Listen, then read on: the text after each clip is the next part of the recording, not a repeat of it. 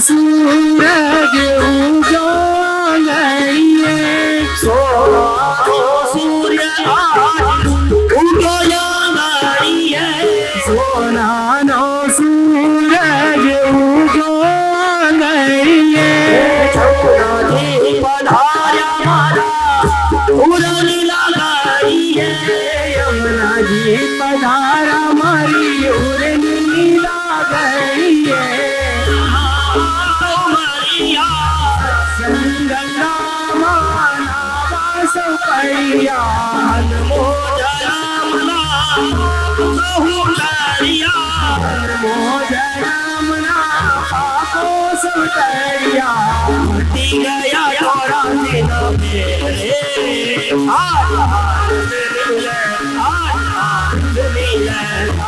यमुना जी पधारा मारे आज आनंद मिले आज आनंद मिले यमुना जी पधारा मारे आज आनंद मिले आज आनंद मिले आज आनंद मिले श्याम सुंदर श्री महाराज की श्री वल्लभाधीश की श्री गोवर्धन नाथ की श्री गोकुल के चंद्र की श्री कन्हैयालाल प्यारे की श्री जयदेवलाल प्यारे की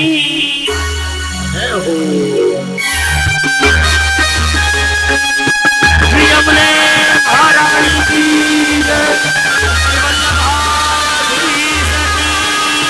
श्री गोवर्धन गोकुल के चंद्र की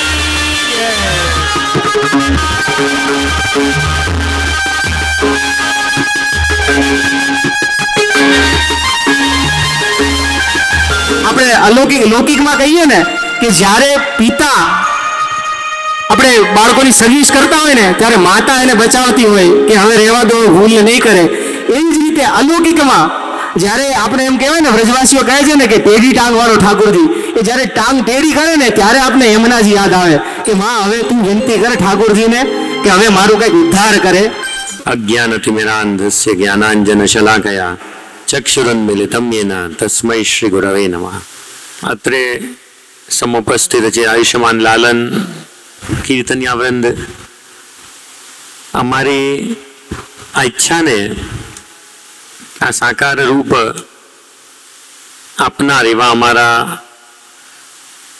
આત્મીય અને અમારા માટે હંમેશા જે સેવામાં ઊભા રહેતા હોય એવા સ્વયંસેવક વૈષ્ણવો અને આ શ્રી યમુનાજીના રસપાન એમના ચરિત્ર વિશે ખૂબ ઉમળકાભેર શ્રવણ કરવા, એમનું સ્વરૂપ પુનઃ પોતાના હૃદયમાં સ્થિર કરવા ઉપસ્થિત થયા એવા મારા વાલા વૈષ્ણવો, જેમ હમણાં વિમલે કહ્યું કે આપણે સૌ અહીં શ્રી યમુનાજીના રસપાન કરવા ભેગા થયા છીએ, એમાં આમ જોવા જઈએ તો વચનામૃત શ્રવણ એવો શબ્દ નથી વાપર્યો છે, તો વચનામૃત જ, પણ શ્રી યમુનાજીનું સ્વયંનું સ્વરૂપ જ એવું છે કે જીવને રસ તરબોળ કરી દે, રસને જીવને પ્રભુના રસમાં ડુબાડી દે, એમાં એકદમ ઓતપ્રોત કરી દે, તો પછી એવામાં જીવ નીરસ અને જ્ઞાની કઈ રીતે રહે? એટલા માટે અહીંયા રસપાન, કારણ કે ભગવદ રસ જો જેના પર ચઢે એ વ્યક્તિ ક્યારે કોરો રહેતો નથી, ખ્યાલ આવે ને?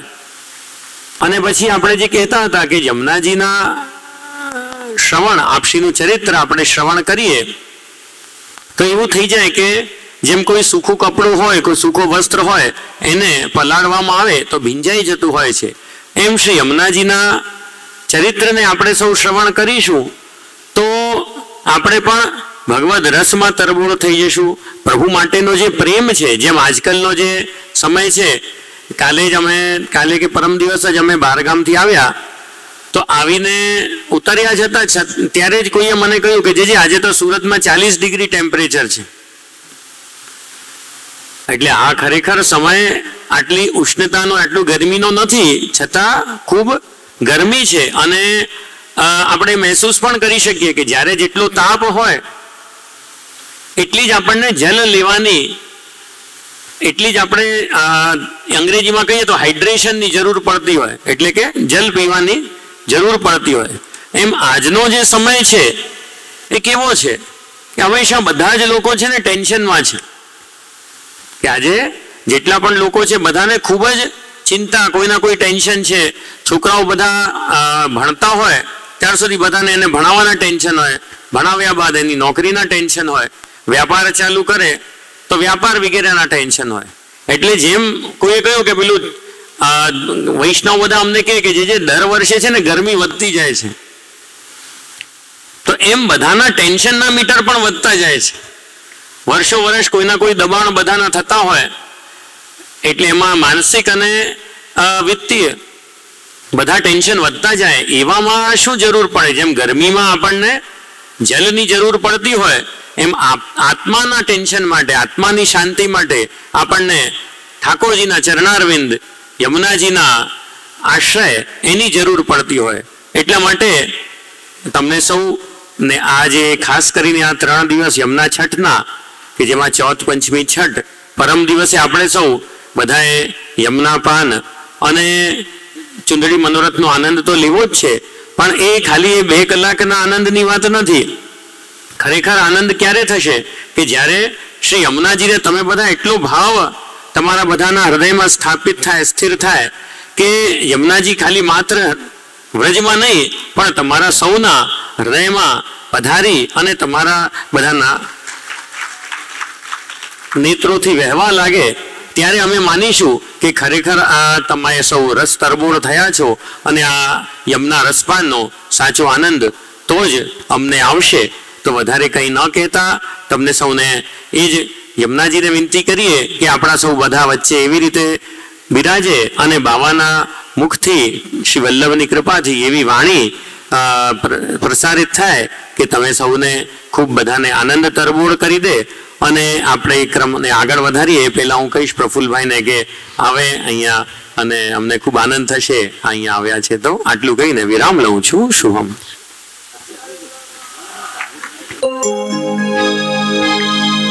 પ્રફુલ્લભાઈ સાથે જે મહાનુભાવો આવ્યા છે તે મંચ પર આવી પૂજ્ય ભાવશ્રીના આશીર્વાદ પ્રાપ્ત કરે.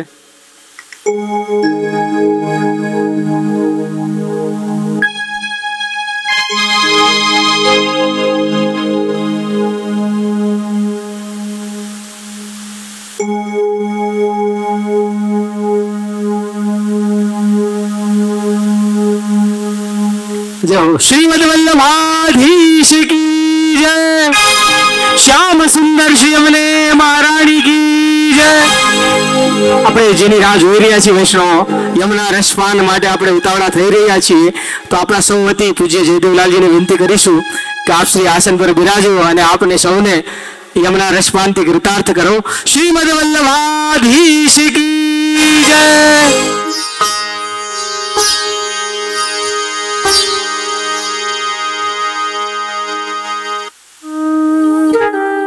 अमङ्गलानां शमनं मङ्गलानां महोदयं गोपाङ्गनानां सौभाग्यं गोकुलेन्दुं वयं नुमः. पुष्टिमार्गीय सर्वज्ञः करुणारसपूरितः श्रेष्ठ फलप्रदाता च तस्मै श्रीगुरवे नमः।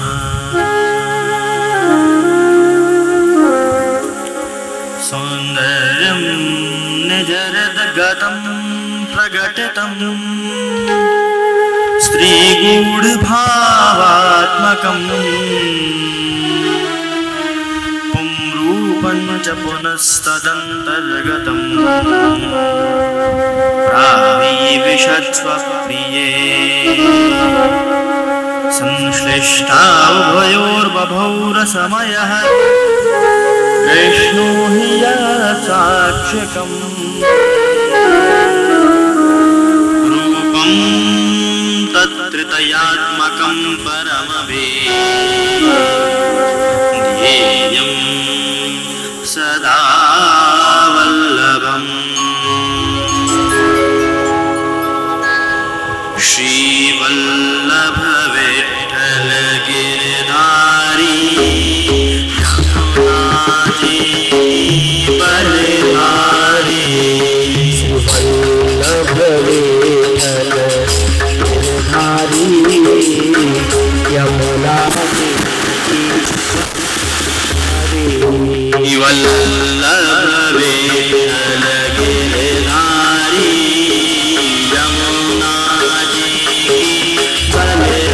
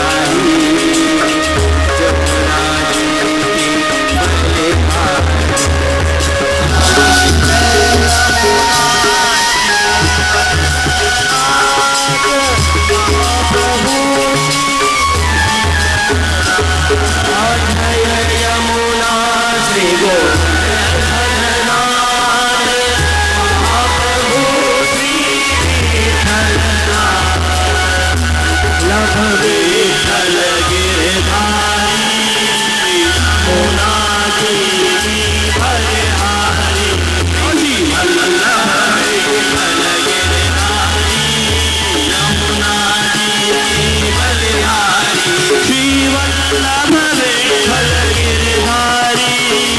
यमुना जी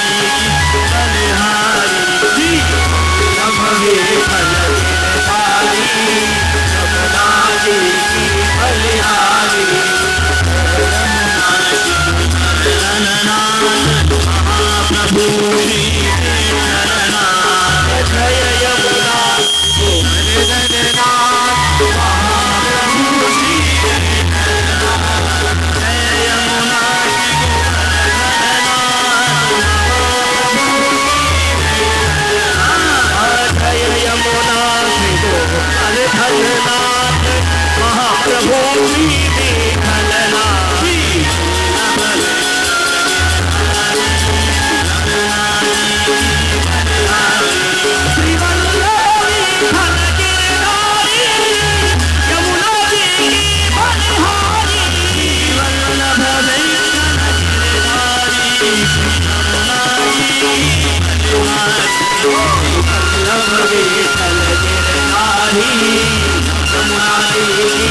बलिहारी। श्री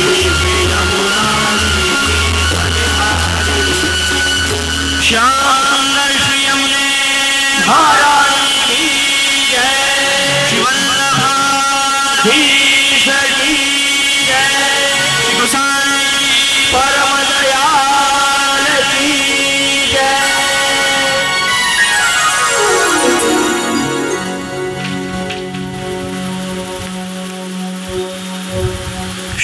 गोकुल चंद्रे त्रिभंगी सुंदर शतांग माधुर्ये गोपी नयन चकोरे व्रजराज किशोरे मतिरमस्तु। विराजमान सुप्रथम तो श्री अમને મહારાણીના ચરણારવિંદના શત શત કોટી કોટી દંડવત પ્રણામ નમન। विराजमान पूज्य नायना तथा अम्मानो चरणों में दंडवत प्रणाम। कीर्तन्या वृंद, समस्त व्यवस्थापकों, स्वयं सेवकों, आमंत्रित मेहमानों तथा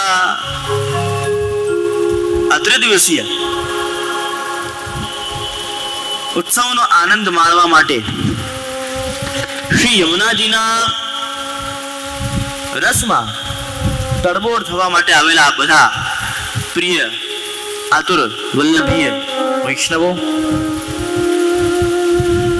ખૂબ પ્રસન્નતાનો વિષય છે કે આ યમુના છઠ નિમિત્તે આપણે સૌ અહીં શ્રી યમુનાજીના ગુણગાન કરવા માટે એકત્રિત થયા છીએ।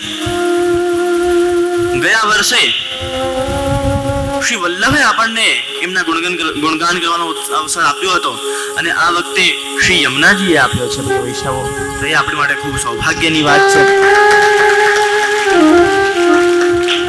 ગયા વર્ષે આપણે વલ્લભ સાખી રસપાન કર્યું હતું અને આ વખતે આપણે શ્રી યમુનાજીના ગુણગાન કરવાના છીએ। શ્રી યમુના યમુના નામ ભજો કરવાના છીએ। આ અવસરે હું આપ બધાને એક વાત કહેવા માંગીશ પ્રિય વૈષ્ણવો કે 3 વર્ષથી હું આ દિવસની રાહ જોઈ રહ્યો હતો કે ક્યારે મારા સૌભાગ્યમાં શ્રી યમુનાજીના ગુણગાન કરવાનો અવસર આવે। 3 વર્ષથી આતુરતા હતી કે યમુનાજી ઉપર કંઈક ગુણગાન કરવું છે, સુરતના વૈષ્ણવ સાથે કંઈક એમની ચર્ચા કરવી છે, સત્સંગ કરવું છે।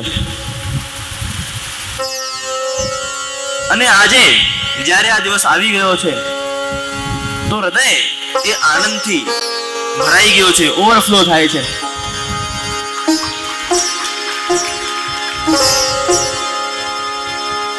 લગભગ 1 મહિનાથી તો જાણો યમુનાજી સિવાય કંઈ દેખાતું જ ન હોય, માત્ર ને માત્ર યમુનાજીના જ જ્યાં જોઉં ત્યાં દર્શન થતા હોય છે।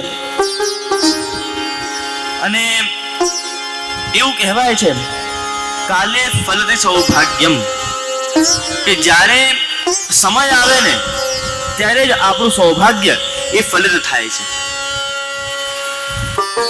અમે 12મામાં હતા ત્યારે અમને એક વાર્તા આવી હતી, એક ચેપ્ટર આવ્યું હતું એમાં કે જેમાં એક ખૂબ જ ગરીબ વ્યક્તિ એક રાજા પાસે જાય છે અને એને સહાયતા કરવા માટે કહે છે કે મારા પાસે કોઈ પણ પ્રકારની ધન સંપત્તિ જમીન વગેરે કંઈ નથી, આપ મારી મદદ કરો, આપ મારી મદદ કરો।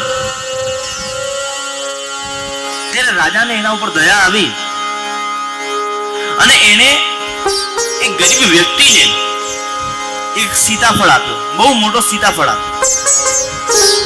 હવે એ મૂંઝાયો કે ભાઈ मैं तो मांग्યું હતું ધન દौलत સંપત્તિ જમીન, આ તો રાજાએ સીતાફળ પકડાવી દીધું મારા હાથમાં। નોર્મલ ભાષામાં કહીએ તો લીંબુ પકડાવી દીધું। મૂંઝાયો પણ કંઈ બોલી શક્યો નહીં, એટલે ત્યાંથી બહાર આવી ગયો। બહાર આવ્યો તો એને એક વ્યક્તિ ત્યાં મળ્યો। એ વ્યક્તિએ એ ગરીબ માણસને એવું કહ્યું તો ભાઈ મને ભૂખ લાગી છે, તું આ સીતાફળ એ મને આપી દે અને એના બદલામાં હું તને એવું કરું કપડા આપી દઉં। મારી પાસે મારી કપડાની દુકાન છે, તું ત્યાં આવ અને હું તને સારા એવા કપડા અવાવી દઉં। ક્યાં આવા ફટેલા કપડા પહેરીને ફરે? ઠીક છે આ વાત, ભાઈ ભૂખ તો આને લાગી છે, આના કામની વસ્તુ આને આપી દઉં અને મારા કામની વસ્તુ હું લઈ લઉં। એ વ્યક્તિએ સામેવાળા વ્યક્તિને ફળ આપી દીધું અને એની દુકાને જઈને સરસ એવા કપડાઓ લઈ લીધા। હવે એ જે ફલ આપનાર વ્યક્તિ હતો એ પહોંચ્યો ક્યાં? રાજાના દરબારમાં કે હું આપની માટે આ ફળ લઈને આવ્યો છું. રાજા આશ્ચર્ય કરે કે આ ફળ તો પેલા ગરીબ વ્યક્તિને આપ્યો હતો, આ ક્યાંથી મારી પાસે લઈને આવી ગયો? એટલે એક ગરીબ વ્યક્તિને પાછા બોલાવવામાં આવે કે ભાઈ આ ફળ તો મેં તને આપ્યું હતું, તે કોઈ બીજાને કેમ આપી દીધું? મેં આ ફળ તારા માટે તને આપ્યું છે. તો એને કહ્યું કે મહારાજ, આ ફળની આવશ્યકતા તો એને હતી, મને તો કપડાની આવશ્યકતા હતી, એટલે મેં આ ફળ એને આપી દીધું કે ભાઈ એના કામની વસ્તુ એની પાસે ને મારા કામની વસ્તુ મારી પાસે. એટલે કીધું ઠીક છે, કઈ વાંધો નહીં, હું તને પાછું આ ફળ આપું છું, તું તારી પાસે રાખ. ફરી એ પાછો ત્યાંથી નીચે ઉતર્યો અને બહાર ગયો. ત્યાં બજારમાં જતા જ એને બીજો વ્યક્તિ મળ્યો. બોલે કે આ ફળ તું મને આપી દે, મને ભૂખ લાગી છે, એના બદલામાં હું તને 10 રૂપિયા આપું, એ 10 રૂપિયા તું રાખી લે. ઠીક છે, મને પૈસાની જરૂર છે, હું પૈસા રાખી લઉં, અને આ ભાઈને ફળની જરૂર છે, હું ફળ આપી દઉં. એ જે પૈસા આપનાર વૈષ્ણવ વ્યક્તિ હતો એ પાછો ગયો ક્યાં? રાજા પાસે કે આ ફળ હું આપની માટે લઈને આવ્યો છું, આપ આનો સ્વીકાર કરો. હવે આવ્યો રાજાને ક્રોધ. બોલાવો પેલા વ્યક્તિને. ક્યાં ગયો એ વ્યક્તિ? એને હું વારંવાર આ ફળ આપું છું અને બીજાને આપી દે છે, કેમ આવું કરે છે? એને બોલાવો અને આને કારણ પૂછવું છે મારે. વ્યક્તિ પાછો આવ્યો રાજા સન્મુખ. આ વખતે રાજા ગુસ્સામાં હતો. ગુસ્સાથી પૂછ્યું કે ભાઈ તું આવું કેમ કરે છે? હું તને આટલો સારો ફળ આપું છું, પણ તું આ બીજાને આપી દે છે, આનું કારણ શું છે? ત્યારે એ વ્યક્તિ બોલે છે પાછું કે રાજા, મેં આપને પહેલા પણ કહ્યું હતું કે જે વ્યક્તિને જેની જરૂર હોય એને એ આપવું. એટલે એને ફળની જરૂર હતી તો મેં એને ફળ આપ્યું, અને મને પૈસાની જરૂર હતી તો એને મને 10 રૂપિયા આપ્યા, તો એમાં શું ખોટું છે? ત્યારે રાજા પ્રસન્ન થયો અને એને કહ્યું કે એ બે વ્યક્તિને મેં જ તારી પરીક્ષા કરવા માટે મોકલ્યા કે તું કેટલો ઇન્સાનિયત વાળો વ્યક્તિ છે એ જોવા માટે તને તારી પરીક્ષા કરવા માટે મેં એ બે વ્યક્તિને મોકલ્યા હતા. અને પછી રાજાએ એક ચક્કુ મંગાવ્યું અને એનાથી એ ફળ કાપ્યું તો અંદરથી માણિકની એક મોટી મળી નીકળી. રૂબી કહેવાય ને, રૂબી, એ નીકળ્યું. હવે જે ગરીબ માણસ હતો એ આશ્ચર્યચકિત રહી ગયો કે અરે આ સીતાફળમાં તો અંદરથી રૂબી નીકળ્યું છે. કીધું રાજાએ એને આપીને કહ્યું કે આજથી આ તારું થયું. હું તને આટલા માટે આ ફળ આપતો હતો કે તું આને વેચે, આને કાપે, આની અંદરની વસ્તુ તું જુએ અને આને વેચીને તું પૈસા કમાવી લે. પણ હું તારી ઇન્સાનિયતથી બહુ પ્રભાવિત થયો છું, એટલે તને આવું કઈ કરવાની જરૂર નથી. આ ફળ તું રાખ, આ મળી તું રાખ અને મારો સેનાપતિ બન. એટલે એના ભાગ્ય, એનો સમય આવ્યો ત્યારે જ ફલિત થયા. એવી રીતે આપણને શેની જરૂર છે પ્રિય વૈષ્ણવો? ભક્તિની, ભગવત ભાવ વર્ધનની, આપણા હૃદયમાં શીતળતાની. જેમ નાયનાએ પૂર્વે આજ્ઞા કરી કે આપણે બધા આજે વિવિધ પ્રકારના ટેન્શનોથી ઘેરાયેલા છે. કોઈને વિદ્યાની ટેન્શન છે, કોઈને લક્ષ્મીની ટેન્શન છે, કોઈને ઘરની ટેન્શન છે, કોઈને પોતાની ઘરવાળીના ભાગી જાય એની ટેન્શન છે. વિવિધ પ્રકારના ટેન્શનોથી આપણે ઘેરાયેલા છે. હમણાં એક ફોટોગ્રાફર અમારી પાસે આવ્યા હતા. એ કહેતા હતા કે જે હવે તો ટેકનોલોજી છે ને એ બહુ એડવાન્સ થઈ ગઈ છે. કેવી રીતે? કે બોલે હવે છે ને એલ્બમ્સ અમે 2 મહિનામાં છાપીને આપી દઈએ છીએ. અરે વાહ, આ તો બહુ સારી વાત છે. પ્રસંગને માણવાનો પાછો જલ્દી અવસર આવી જાય. કે એ વાત તો આપની બરાબર છે, પણ આજકાલ છે ને 6 મહિનાની અંદર જ છૂટાછેડા થઈ જાય છે. તો અમે જ્યારે એલ્બમ આપવા જઈએ તો સામેવાળા વ્યક્તિ કહે અમને કે દે એવું કહી દે કે હવે તો તમે છૂટાછેડા થઈ ગયા છે, હવે શેના પૈસા જોઈએ છે, અમને હરખા પૈસા નથી મળતા. એટલે હવે ટેકનોલોજીને એડવાન્સ કરીને અને એલ્બમ 2 મહિનામાં જ એમને સોંપી દેવાનો નિશ્ચય કર્યો. તો જો વિવિધ પ્રકારના ટેન્શનોથી આપણે ઘેરાયેલા છીએ વૈષ્ણવો, આવામાં આપણી ભક્તિ એ કેવી રીતે વધે? આપણા હૃદયમાં એવો તાપ છે, તો એવા તાપને શીતલતા પ્રદાન કરવા માટે શ્રી યમને મહારાણીમાં આપણી વચ્ચે વિરાજમાન થયા છે. આપણું બધાને સૌભાગ્ય છે પ્રિય વૈષ્ણવ કે આપણને એમના ગુણગાન કરવાનો અવસર પ્રાપ્ત થયો છે. વૈષ્ણવ ગુણગાન કરવાથી આપણને શું મળે છે? ગુણગાન કેમ કરવા જોઈએ? એનાથી આપણને શું લાભ થાય? એનાથી આપણું કલ્યાણ થાય છે, આત્મકલ્યાણ થાય છે, આપણી વાણી પવિત્ર થાય છે, આપણા કર્ણ પવિત્ર થાય છે. આવા વિવિધ પ્રકારના લાભ પ્રભુના ગુણગાન કરવાથી આપણને મળે છે. આવામાં એક ખૂબ જ સુંદર પ્રસંગ યાદ આવે છે મને કે પ્રથમેશજી કરીને એક પ્રથમ ઘરના આચાર્ય થયા. એમનો નિયમ હતો કે જે રોજ વાંચન કરે એ વૈષ્ણવને સંભળાવે. કઈ સંભળાવે કે ભાઈ આજે 84 વૈષ્ણવમાંથી આ વાર્તાનું વાંચન કર્યું તો એ વૈષ્ણવને એ સંભળાવે, એના વિશે વિસ્તારપૂર્વક સમજાવે. 252 નું વાંચન કર્યું હોય તો એના વિશે વિસ્તારથી સમજાવે. એ એમનો નિયમ. અને એની સાથે આપશ્રી એમને બૌદ્ધિને પણ આજ્ઞા કરી હતી કે ભાઈ જો કોઈ વૈષ્ણવ નહીં આવ્યું હોય દિવસે તો હું અને મારી સામે બેસાડીશ અને ભગવત વાર્તા કરીશ. ઠીક છે, કઈ વાંધો નહીં, પણ જો હું ઘર કામમાં વ્યસ્ત હોઈશ અને મારી પાસે ભગવત વાર્તા સાંભળવાનો સમય નહીં હશે તો આપ શું કરશો? ત્યારે એમણે જવાબ આપ્યો કે છતાંય હું ભગવત વાર્તા કરીશ, હું આ થાંભલાને સંભળાવીશ, પણ સંભળાવીશ કરીશ. કેમ? કારણ કે મારી વાણી પવિત્ર થશે. એટલે પ્રિય વૈષ્ણવો, આવો ભાવ આપણને પણ રાખવો છે. આવો ભાવ આપણને પણ રાખવો છે કે આપણે પણ જેટલું બને એટલું શ્રી યમુનાજીના ગુણગાન કરીએ, શ્રી ભગવાનના ગુણગાન કરીએ, શ્રી ગોળંધરના ગુણગાન કરીએ. જો આ વાર્તાથી એક શીખ મળે છે પ્રિય વૈષ્ણવ, ત્યારે એ નહીં વિચારવું કે જો માનો કે કોઈને ત્યાં સત્સંગ ચાલતું હોય અને 2 વૈષ્ણવ ત્યાં આવ્યા હોય કે બેરે તો આજે 2 વૈષ્ણવ આવે, તમે 2 મળીને શું સત્સંગ કરશું? એના કરતા તો કઈ ગામની વાતો કરીએ.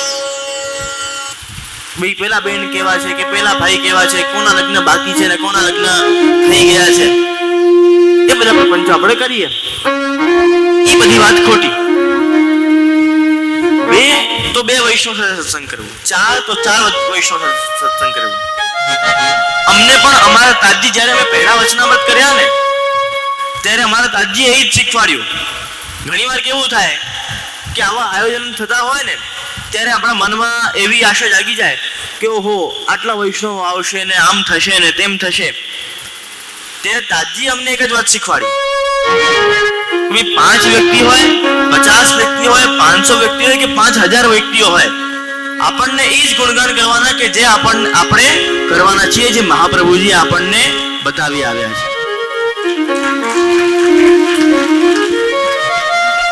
કારણ કે જે એનો પાત્ર હશે એ જ અહીંયા આવીને એ પાત્રમાં ગ્રહણ કરવાનો છે. વલ્લભ સાખીમાં પણ આવે છે કે જબ હરિજન ગ્રાહક મિલે તા આગે તું ખોલ.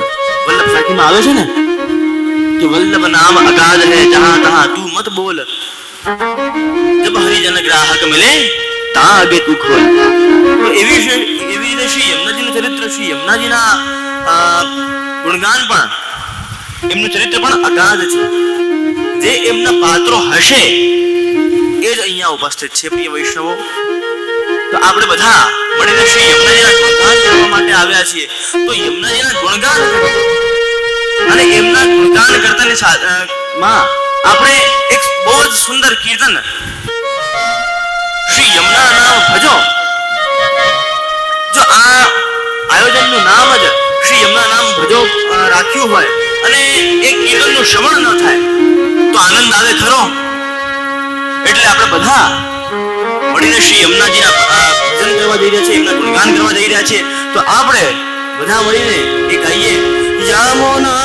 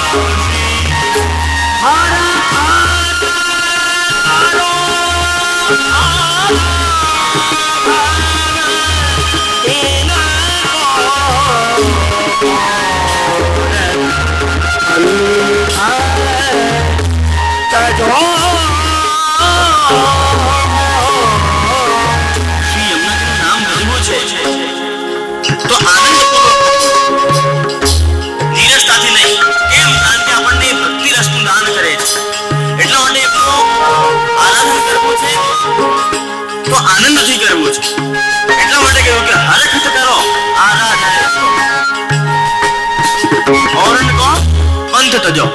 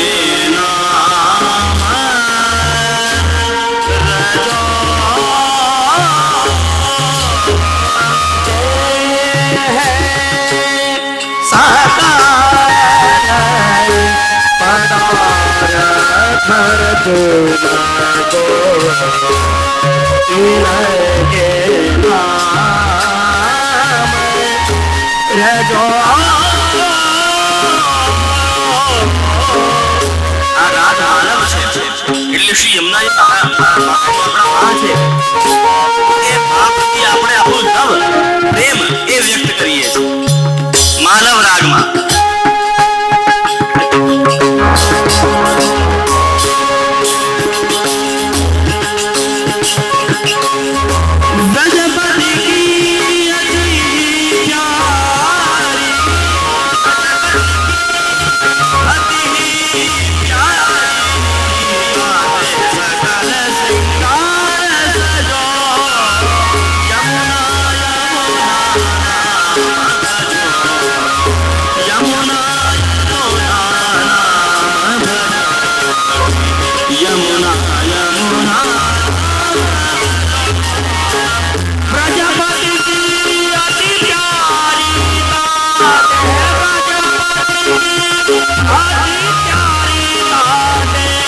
सकल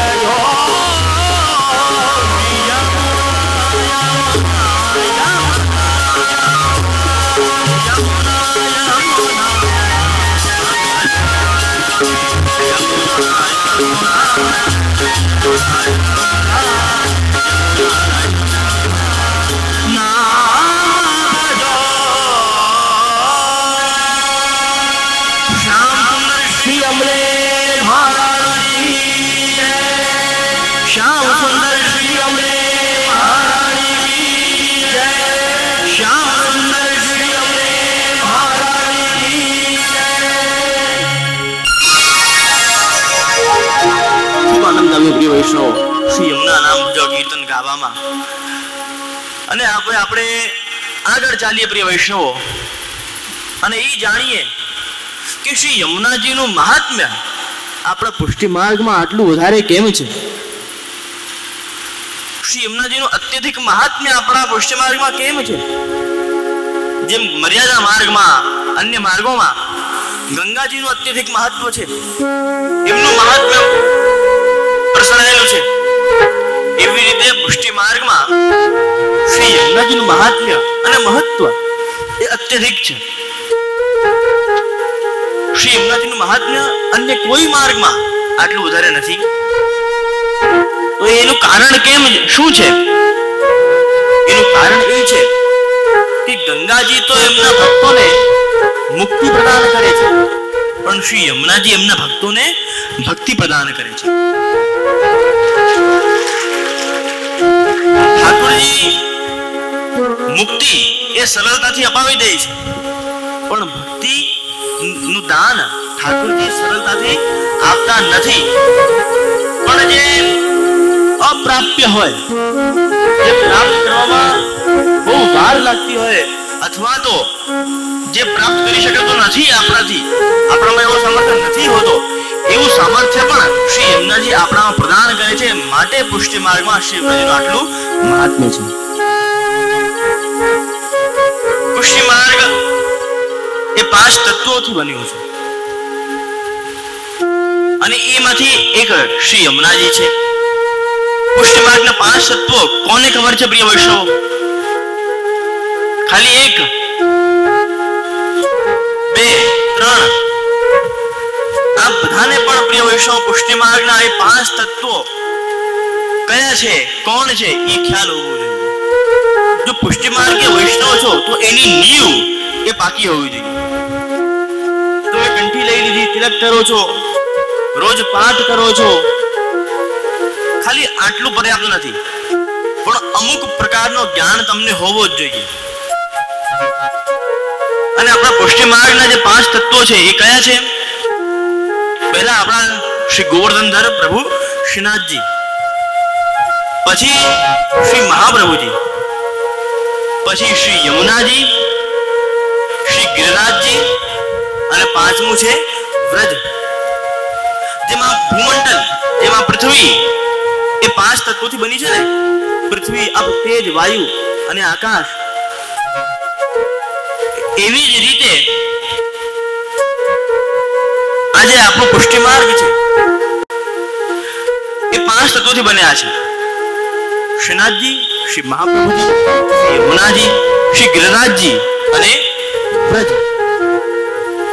જો ખરેખર તમને મારા મનોરથની તમને કહું ને તો એવી ઈચ્છા હતી કે શ્રી યમુનાજીના સન્મુખ આ શ્રી યમુના રસપાન ઉત્સવ થાય, પણ જો ક્યારેક ભવિષ્યમાં થયું તો આપણે એનો પણ લાભ લઈશું.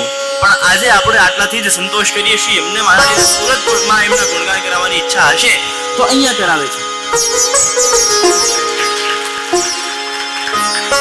વ્રજમાં કરવાની ઈચ્છા હતી મારી, કોઈ પણ જગ્યા વ્રજમાં. જો યમુનાજીના કાંઠે થાત તો વધારે આનંદની વાત, પણ કોઈ પણ જગ્યાએ થાય તો આનંદની વાત છે.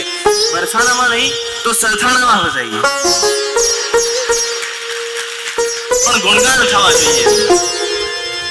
એટલે આપણે શ્રી યમુનાજી ના ગુણગાન કરવા અહીંયા સરથાણામાં એકત્રિત થયા છીએ.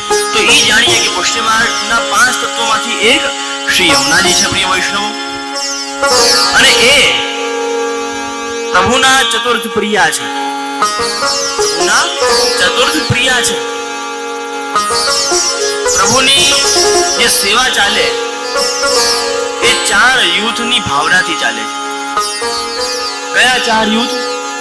પહેલું શ્રી સ્વામિનીજીના યુથથી, બીજું શ્રી ચંદ્રાવલીજીના યુદ્ધથી, ત્રીજું રાધા સહચરીજીના યુદ્ધથી, અને ચોથું યુદ્ધ શ્રી યમુનાજીના. એટલે એ ચતુર્થ પ્રિયા કહેવામાં આવે છે. પણ પ્રિય વૈષ્ણવો, ચતુર્થ પ્રિયા હોવા છતાંય જો પ્રભુ સુધી સૌથી પહેલા જો આપણને પહોંચાડે તો એ શ્રી યમુનાજી છે.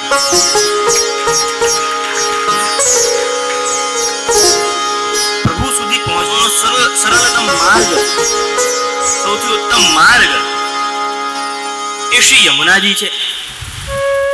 એટલા માટે એવું કહેવાયું છે કે તજો સાધન ભજો નામ શ્રી યમુનાજી કો લાલ ગિરધર તવ હી પૈયે. કે બધા જ સાધન મૂકી દો, તમે નિસ્સાધન છો, યમુનાજીનું નામ ભજો, એમનું આરાધન કરો, એમનું સ્મરણ કરો, પ્રભુ તમારી મુઠ્ઠીમાં આવી જશે. લાલ ગિરધર નવર તબ હી પૈયે 41 પદમાં જ આવે છે. માટે આપણે શ્રી યમુનાજીના ગુણગાન કરીએ છીએ. અને ચતુર્થ પ્રિયા હોવા છતાંય એ સૌથી પ્રથમ આપણને પ્રભુ સુધી પહોંચાડે છે, પ્રભુ લાયક બનાવે છે, આપણામાં એ યોગ્યતા પ્રદાન કરે છે કે આપણે પ્રભુ સન્મુખ જઈ શકીએ, આપણું અંતઃકરણ શુદ્ધ થાય, જેનાથી પ્રભુ આપણા હૃદયમાં બિરાજી શકે, એવી યોગ્યતા પ્રદાન કરનાર એ શ્રી યમુનાજી છે. માટે જો આપણે અપરસ્મરણ કરીએ છીએ તો શ્રી યમુનાજીનું સ્મરણ કરીએ છીએ. જ્યારે આપણે સ્નાન કરતા હોઈએ ત્યારે એક શ્લોક બોલવામાં આવે કે શ્રી કૃષ્ણ વલ્લભે દેવી યમુને તાપહારિણી સેવાલે સ્નાનમ ઇચ્છામિ જલેસ્મિન સન્નિધિમ કુરુ. કે આપણામાં એ જે તાપ છે, પ્રભુની સેવામાં જવાનો એ તાપનું શમન કરો, અમને એવી યોગ્યતા આપો, અમારું એવું અંતઃકરણ, એવું હૃદય, એવું મન કરો, એને પવિત્ર કરો, અમારા તનને એવું પવિત્ર કરો આ જન્મમાં પ્રવેશ કરીને કે અમે પ્રભુની સેવામાં જઈ શકીએ. હે કૃષ્ણ વલ્લભે દેવી, કે હે કૃષ્ણની પ્રિયા, યમુને તાપહારિણી, કે હે યમુના જે અમારા બધા ભક્તોના તાપની હરણી છો, એને શાંત કરનારા છો, એવા શ્રી યમુને અમને સેવામાં જવું છે, તો એ સેવા માટે અમે પવિત્ર થઈએ, એના માટે આ અમારા સ્નાનના જલમાં પ્રવિષ્ટ કરો, એવી અમારી આપને વિનંતી છે. સેવાય સ્નાનમ ઇચ્છામિ જલેસ્મિન સન્નિધિમ કુરુ. શ્રી યમુનાજી આપણને પવિત્ર કરે છે. અને એટલે જ જો શ્રી મહાપ્રભુજીએ પણ ષોડશ ગ્રંથમાં પ્રથમ શ્રી યમુનાષ્ટક લખ્યું છે. કેમ? કારણ કે પ્રભુ સુધી પહોંચવાનું પ્રથમ પગથિયું જ શ્રી યમુનાજી છે. એક જીવાત્મા અને પરમાત્મા વચ્ચેનો કનેક્શન જો સારી રીતે કોઈ કરાવતું હોય તો એ શ્રી યમુનાજી છે. તમારી પાસે આઈફોન 15 પ્રો મેક્સ હોય, હવે 10-12 સપ્ટેમ્બરે આઈફોન 16 પણ રિલીઝ થવાનું હોય, એટલે પ્રી બુકિંગ કરાવી લેજો જે એપલ યુઝ કરતા હોય. કારણ કે જે લોકો એપલ યુઝ કરતા હોય એ લોકોના મુખેથી એવું સાંભળ્યું છે કે એમને એન્ડ્રોઈડ ન ફાવે, એમને એન્ડ્રોઈડ નથી ફાવતું. કેટલા લોકો પાસે એપલ નો ફોન છે? હાથ તો ઊંચા કરો. લે, તમારી પાસે નથી? અમને પણ નથી જોઈતો એપલ નો ફોન. તો પ્રિય વૈષ્ણવ, ભલે તમારી પાસે આઈફોન 15 પ્રો મેક્સ હોય, જીઓ નો સારામાં સારો આજકાલ 5G નો નેટવર્ક હોય, પણ જો એમાં કનેક્શન સારી રીતે ન આવતા હોય તો આપણે અહીંથી અમેરિકા વાત કરી શકીએ? નહીં કરી શકીએ. આપણે બે વ્યક્તિ એ કનેક્ટ નહીં થઈ શકીએ. તમને અહીંથી પાલ હવેલી આવવું હોય અને તાપીના ઉપર જે બ્રિજ છે એ ભાંગી જાય અથવા એમાં કોઈ કન્સ્ટ્રક્શન ચાલતું હોય તો તમે પાલ હવેલી આવી શકો? નહીં આવી શકો. એટલે કનેક્શન જોઈએ, બરાબર પ્રોપર કનેક્શન જોઈએ. તો એક જીવાત્મા અને પરમાત્મા વચ્ચેનો જે પ્રોપર કનેક્શન છે ને, એ શ્રી યમુનાજી, એ શ્રી યમુનાજી છે. માટે એમની સ્તુતિ શ્રી વલ્લભે પહેલા કરી. શ્રી વલ્લભ એ આપણને બતાવે છે કે હે જીવ, જો તને પ્રભુ સુધી પહોંચવું હોય તો પહેલા શ્રી યમુનાજીનો આશ્રય, શ્રી યમુનાજીના આશ્રય કરવાથી બધું જ સિદ્ધ થાય છે. એટલે એમણે શ્રી યમુનાષ્ટક એ પહેલા લખ્યું. મારી એવી ઈચ્છા છે પ્રિય વૈષ્ણવો કે આપણે બધા મળીને યમુનાષ્ટકનું જે પહેલું શ્લોક છે એ સાથે આપણે ઉચ્ચારણ કરીએ તો બધા કરશું ને? રેડી? ખૂબ સરસ પ્રિય વૈષ્ણવો. તો આપણે શ્રી યમુનાષ્ટકનું પ્રવેશ કરવા જ્યારે જઈ રહ્યા છીએ તો યમુનાષ્ટકનું ગાન આપણે કરીએ. યમુનાષ્ટકના પ્રથમ શ્લોકનું ગાન અને એમાં આપણે શ્રી વલ્લભનું સ્મરણ કરીને બોલીએ નમામિ યમુનામહં सकल से मुरारी पद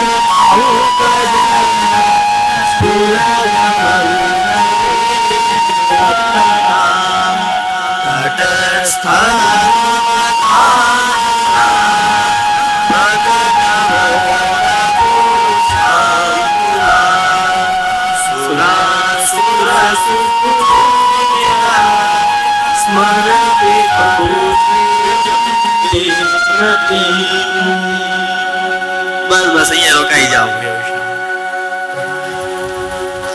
પહેલા તો મારી ઈચ્છા હતી કે આપણે આખા સ્તોત્રનો પાઠ કરીએ, પણ સમયનો અભાવ છે પ્રિય વૈષ્ણવો. સમય ક્યારેક ક્યારેક એવું થાય કે રોકાઈ જવું જોઈએ, આગળ વધવું જ ન જોઈએ. આવા ગુણગાન થતા હોય, આપણે ભગવત દર્શમાં તરબોળ હોઈએ તો આવામાં છે ને ઘડિયાળ બહુ નડે છે, બહુ દુઃખ આપે છે કે અરે આ તો સમય આગળ વધે છે, મજા નહીં આવે. પણ સમય બહુ બળવાન છે એટલે આપણને એને ધ્યાનમાં રાખીને, ના એ તમારા માટે રોકાશે ને મારા માટે રોકાશે, એટલે આપણને એને ધ્યાનમાં રાખીને આપણને ચાલવું છે. તો શ્રી યમુનાષ્ટકના પ્રથમ શ્લોકનું ગાનથી જ આજે આપણે બધા અહીંયા સંતોષ રાખીએ અને એના અંદર જે શ્રી વલ્લભે આજ્ઞા કરી છે એમાં આપણે ઊંડાણમાં ઉતરીએ પ્રિય વૈષ્ણવો. તો શ્રી યમુનાષ્ટકનો પ્રારંભ જ શ્રી વલ્લભ નમામિ શબ્દથી કરે છે. જો પુષ્ટિ માર્ગમાં છે ને સૌથી અગત્યની કોઈ વસ્તુ હોય ને તો એ દીનતા છે. અને આ નમામિ શબ્દ દ્વારા શ્રી વલ્લભ આપણને દીનતાનું સૂચન કરે છે, દીનતાનું સ્થાપન કરી રહ્યા છે કે નમામિ, પોતે નમન કરી રહ્યા છે. નમામિ યમુનામહં સકલ સિદ્ધિ હેતુ મુદા, કે શ્રી યમુનાજીને હું નમન કરું છું, પણ કેવી રીતે કે મુદા, હર્ષપૂર્વક. કેમ? કારણ કે એ સકલ સિદ્ધિના દાતા છે. આનો જો આપણે સરળ અર્થ જોઈએ પહેલા શ્લોકનો તો નમામિ યમુનામહં સકલ સિદ્ધિ હેતુ મુદા મુરારી પદ પંકજ સ્ફુરદ મંદરે નુત્કટામ તટસ્થાનમકાનન પ્રકટમોદ પુષ્પાંબુના સુરાસુર સુપૂજિત સ્મર્પિતો શ્રિયમ બિભ્રતિમ. આનો સરળ અર્થ એ થાય છે કે સકલ સિદ્ધિઓને આપવા વાળા, સકલ સિદ્ધિઓને આપવા વાળા જેમનામાં દિલની અપેક્ષા મુરારી પ્રભુની ચરણની રજ એ અધિકતા, એમની અધિકતા છે. અને એમના તટ ઉપર જે વન સ્થિત છે એમાં નવા ખીલેલા પુષ્પો ની સાથે, એની સુગંધની સાથે જે વહી રહી છે, જે સુર અને અસુર માટે પણ પૂજનીય છે, એમનાથી પણ પૂજનીય છે, પૂજિત છે, એવા જે આપણને પ્રભુ શ્રી કૃષ્ણનું સ્મરણ કરાવે છે એવા શ્રી યમુનાજીને હું એટલે કે શ્રી વલ્લભ પ્રસન્નતાપૂર્વક નમન કરી રહ્યો છું. આ એનું સરળ ભાષાંતર છે, સરળ અર્થ છે. હવે આપણે આવા ઊંડાણથી ઉતરીએ તો પ્રિય વૈષ્ણવો, નમામી નો અર્થ થાય છે નમવું, નમન કરવું. આનાથી શ્રી વલ્લભ આપણને દીનતાનું સૂચન કરી રહ્યા છે. જો પુષ્ટિ માર્ગનું સૌથી અનમોલ અને અગત્યનું આભૂષણ, અભિન્ન આભૂષણ એ દીનતા છે. પ્રભુ એનાથી જ પ્રસન્ન થાય છે. એટલા માટે શ્રી હરિરાયજી શિક્ષાપત્રમાં એવી આજ્ઞા કરે છે કે નહીં સાધન સંપત્ત્યા હરિસ્તુષ્યતિ કસ્યચિત ભક્તાનામ દૈન્યમેવેકમ હરિસ્તોષણ સાધનમ. અર્થાત કે કોઈ પણ પ્રકારની સાધન સંપત્તિ એ પ્રભુને સંતુષ્ટ કરી શકતી નથી, પણ ભક્તોના હૃદયની દીનતા રૂપી આભૂષણ ની સંપત્તિ એ પ્રભુને સંતુષ્ટ કરી શકે છે. માટે હંમેશા આપણા હૃદયમાં આપણને દીનતા રાખવી છે. આપણા હૃદયમાં આપણે જો દીનતા રાખશું તો પ્રભુ આપણી પાસે વહેલા પધારશે. પ્રિય વૈષ્ણવ, એટલે યમનાષ્ટકની શરૂઆતમાં શ્રી મહાપ્રભુજીએ નમન કર્યું છે. નમનમાં એક વસ્તુ ધ્યાન રાખવી પ્રિય વૈષ્ણવ, કે નમન કરતી વખતે ન મન ન હોય. એવું ન થાય કે આપણે ખાલી ક્રિયાત્મક નમન કરીએ, હૃદયથી નમન ન કરીએ. ખ્યાલ આવે છે ને? મુદા હર્ષપૂર્વક નમન કરવું, હૃદયપૂર્વક ભાવથી પ્રેમથી આપણને નમન કરવું છે. કેટલાક એવા પ્રસંગો છે કે જે આપણને દીનતા શીખવાડે છે. આપણે નિસ્સાધન જીવો છીએ તો આપણને આપણી દીનતાથી પ્રભુ કેવી રીતે પ્રાપ્ત થઈ શકે છે. કોઈ પણ તમને વસ્તુ પ્રાપ્ત કરવી હોય તો તમને દીન રહેવું પડે. તમને નોકરી મેળવવી હોય તો ઇન્ટરવ્યુમાં તમને હમ્બલ રહેવું પડે. તમને ગુરુ પાસે જ્ઞાન મેળવવું હોય તો એમની પાસે દીન ભાવે જવું પડે કે અમારું કઈ નથી, અમને કંઈક આપો. આ ભાવના લઈને જ્યારે આપણે જઈએ તો આપણને એમના અંદર રહેલું જ્ઞાન મળે છે. તો જ આપણને કોઈ કંપની હાયર કરે છે. તો દીનતા, હમ્બલનેસ એ આપણા જીવનમાં અત્યધિક એની આવશ્યકતા હોય છે. તો પુષ્ટિ માર્ગના કેટલાક પ્રસંગો છે કે જે આપણને દીનતાનું સૂચન કરે છે પ્રિય વૈષ્ણવ. અને એવા અનેક અન્ય પ્રસંગો પણ છે કે જે આપણને સારી રીતે બતાવે છે કે પ્રભુ જો દીનતાથી કેવી રીતે દીધે છે. તમને ધ્યાન હોય તો એક વખત દુર્યોધને પ્રભુ સન્મુખ 56 ભોગ મૂક્યો હતો અને કહ્યું કે પ્રભુ, હે કૃષ્ણ, તમે ક્યારે પણ આટલી બધી વાનગીઓ, મીઠાઈઓ ક્યાંય નહીં જોઈ હોય. તમે એક એક વસ્તુ ખાશો એટલે તમે આમાં ખોવાના જ જશો. ઇન શોર્ટ, જે તમને આનંદ આવી જશે ને તમારું મન એમાં ચોંટી જશે. તમે આટલી બધી વસ્તુ ક્યાંય નહીં જોઈ હોય, ક્યાંય તમને બીજે નહીં જોવા મળશે. પ્રભુને ગમ્યું નહીં અને પ્રભુ ત્યાંથી જવા લાગ્યા.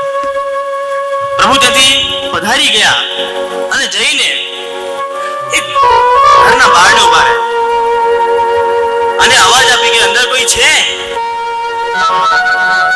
ત્યારે એક સ્ત્રી બહાર આવી અને એ સ્ત્રી કોણ હતી?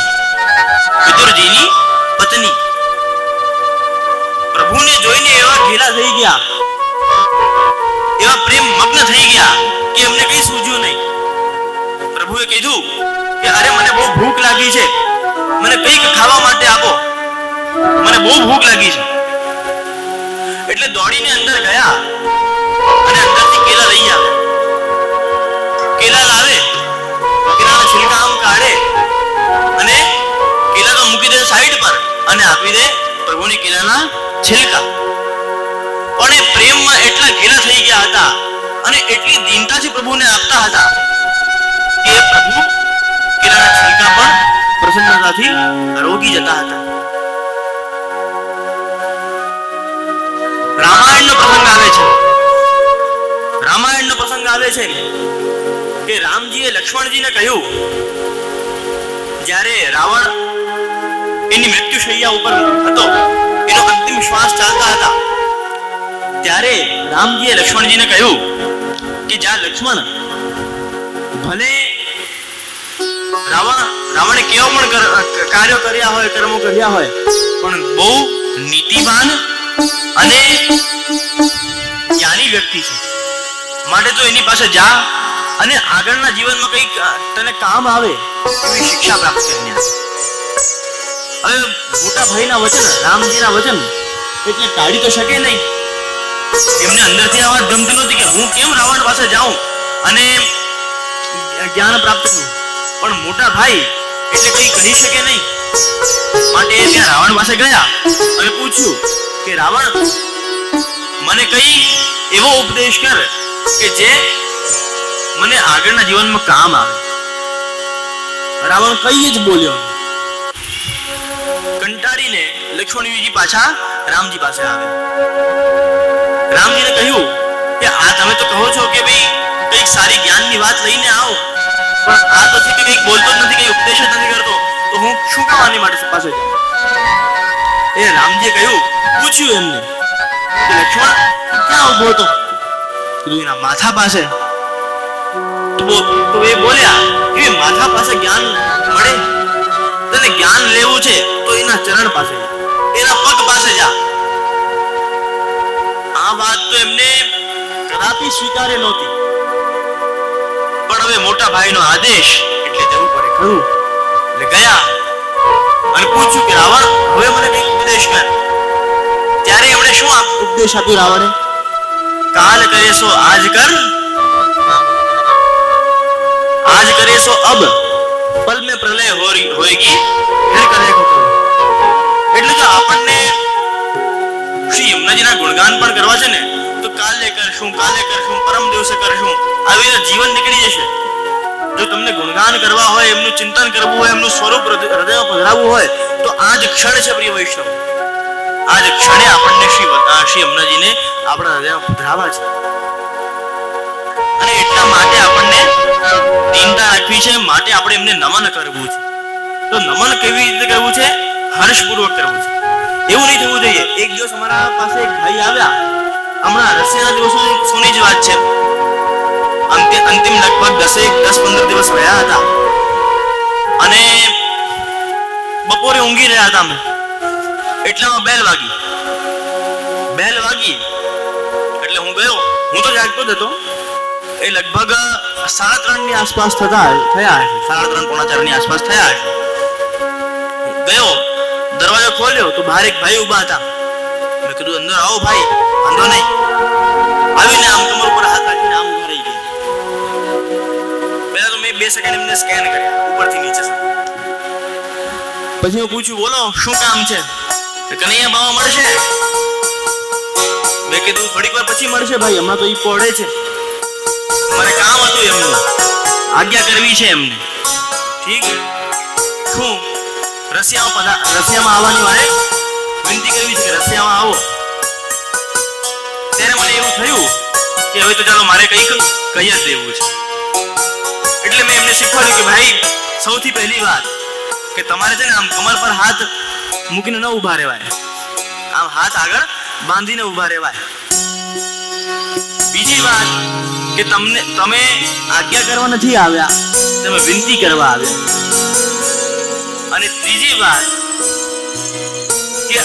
કે એમને બોલાવવા માટે નહીં, પણ પધારવાની વિનંતી કરવી. આમ 3 વસ્તુ મારે એમને શીખવાડવી પડી. બોલે હા ઠીક છે તો ઠીક, પણ મળશે ક્યારે? મેં કીધું અડધી પોણી કલાક નીચે બેસો, ઉત્થાપનના દર્શન કરો, 4:30-4:30 ની વચ્ચે આવો, એ તમને મળી જશે. તો આવું થાય ઘણી વાર, ભલે એમના અજ્ઞાનવશ થયું હોય પ્રિય ભાઈ, પણ કોઈ અનુભવી વ્યક્તિ એમની સાથે આવ્યો હોય તો ફરક પડે કે ન પડે? ફરક તો પડે જ ને. અરવિંદભાઈ, કુમનભાઈ જેવા અનુભવી વ્યક્તિ આવ્યા હોય, ભગવદીય વૈષ્ણવ આવ્યા હોય, તો એમને પહેલાથી ટોકી દે કે ભાઈ આવું આપણને ન કરાય. કે આપણે વલ્લભકુળની સમક્ષ જઈશું, એમનું સન્મુખ થશું, તો હાથ આવી રીતે રખાય, ભાઈ શબ્દાવલી આવી રીતે હોય, આપણું ટોન આવું હોવું જોઈએ. આ બધું એમને ભગવતીઓ શીખવાડી છે. માટે આપણા માર્ગમાં ભગવતીઓનું મહાત્મ્ય બહુ છે પ્રિય વૈષ્ણવ.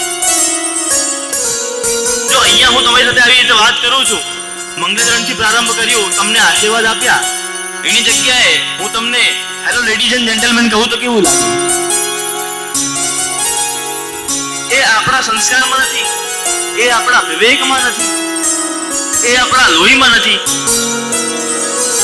તો જે પ્રકારનું વર્તન જેની સામે હોવું જોઈએ એ પ્રકારનું વર્તન આપણે એમની સાથે સામે કરવું, એ શીખવાડવા વાળો કોઈ જોઈએ. તો શ્રી મહાપ્રભુજી આપણને શીખવાડે છે કે આપણને શ્રી યમુનાજીને સન્મુખ કેવો વર્તન કરવો છે. અને એક નમન આપણને કેમ એમને કરવું છે? કારણ કે એ સકલ સિદ્ધિઓના દાતા છે પ્રિય, એ સકલ સિદ્ધિઓના દાતા છે. હવે સકલ સિદ્ધિ કઈ? અરિમા, મહિમા, ગરિમા, લઘિમા ઇત્યાદિ જે 8 પ્રકારની અષ્ટ સિદ્ધિઓ છે, એ સિદ્ધિઓ કદાપી નહીં, પણ સેવોપયોગી સિદ્ધિઓ એ આપણને પ્રદાન કરનાર શ્રી યમુનાજી છે. શ્રી યમુનાજી આપણને અલૌકિક સિદ્ધિ આપે છે, લૌકિક સિદ્ધિઓ નહીં. લૌકિક તો એ દૂર હટાવે છે કે જે આપણને પ્રભુ સેવામાં બાધા થતી હોય એ બધા વિઘ્નોને એ દૂર કરે છે પ્રિય વૈષ્ણવ. લૌકિકને દૂર કરે અને અલૌકિકને આપણને આપે. તો એ સિદ્ધિઓને પ્રદાન કરનાર એ શ્રી યમુનાજી છે. માટે આપણને એમને હર્ષપૂર્વક નમન કરવું છે. અને એમનામાં શું છે? મુરારી પદ પંકજ સ્ફુરદ મંદરેનું કટામ, એ જળ સ્વરૂપથી બિરાજે છે આપણામાં, આપણા સમક્ષ. તો એમાં જલ કરતા અધિકતા શેની છે? પ્રભુના ચરણ રજની. પ્રભુના ચરણ રજની એમાં અધિકતા છે. મુરારી જે છે એ આપણા પ્રભુ છે. મુર નામનો એક દૈત્ય હતો જેણે વ્રજ ગોપિકાઓને પ્રભુ પાસે જવામાં રોકી રાખ્યા હતા, બાધા કરતા હતા. એ પ્રભુએ એ મુરારીનો વધ કર્યો અને એ જે વ્રજ ગોપિકાઓ હતી એ બધી જ વ્રજ ગોપિકાઓનો સ્વીકાર કર્યો.